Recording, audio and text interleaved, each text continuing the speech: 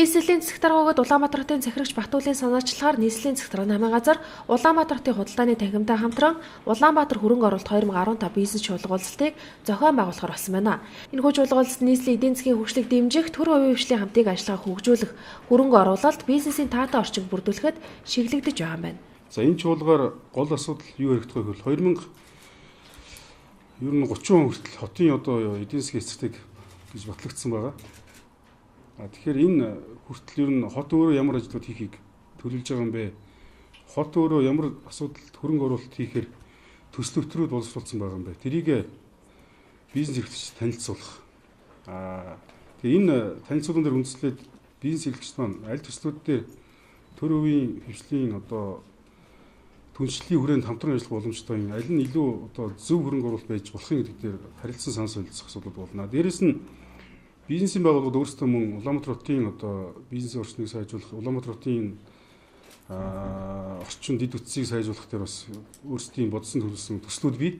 Энэ төслүүдийг мөн танилцуулах, тэгснээр ер нь цаашдаа Улаанбаатар хотын хөгжлийг бид яаж харж байгаа, тэрний тулд бизнесийн яаж ажиллахын, төр яаж түншлэхийн, зөв түншлэл байхын.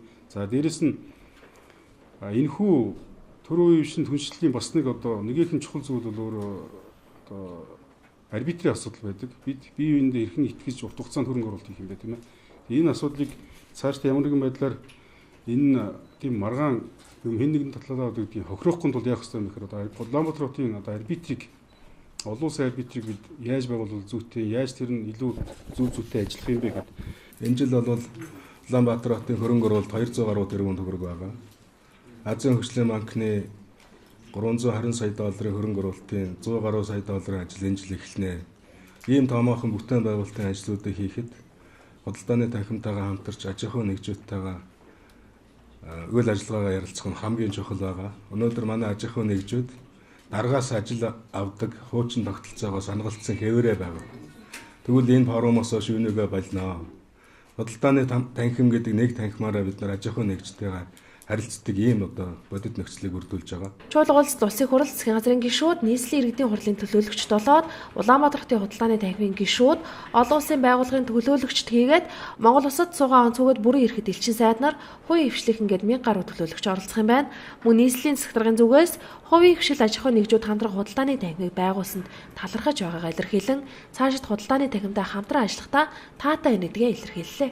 Та бүхэн мэднэ одоо энэ бол одоо маш одоо их чухал зүйл болж байгаа юм. Юу гэхээр зэрэг манай худалдааны танхимын одоо бидэнд бий болгож байгаа эндрийг ашиглаж бид нэр худалдаа авах үйл ажиллагаа төсөл хөтөлбөртэйгээ холбогдсон ийм одоо үзэсгэлэн мэдээллийг гаргаж бид нэг ёсондоо бид одоо үзэсгэлэн яармаг зохион байгуулах бололцоо олгож байна гэсэн үг. Тэгээд ийм бололцоо олгосонд бас танхимынхандаа талархал илэрхийлье. Гол хоёр зорилготой. Нэгдүгээрт бол бид нар Улаанбаатар хотыг хүн амьдрахад тав тухтай, хөрөнгө оруулахад одоо таатай ямар нөхцөл болцоо байж болох вэ гэдгийг бол бид нар төрийнхэнтэйгээ болон Улаанбаатар хотын удирдлагаа ягт хамтран ажиллаж дуу хоолойгоо хүргэх зорилготой.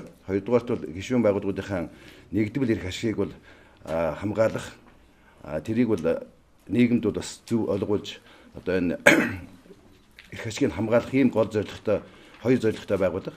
Тэгээ энэ гол зорилгоодыг маань одоо дагуу энэ анхны арга хэмжээ болгож энэ чуулганыг зохион байгуулах санаачлаг гаргасан бөгөөд Улаанбаатар хотын удирдлага маань нэг маш зөв бөгөөд их нааштай хүлээж авсанд бас татахад ирэхээр байна.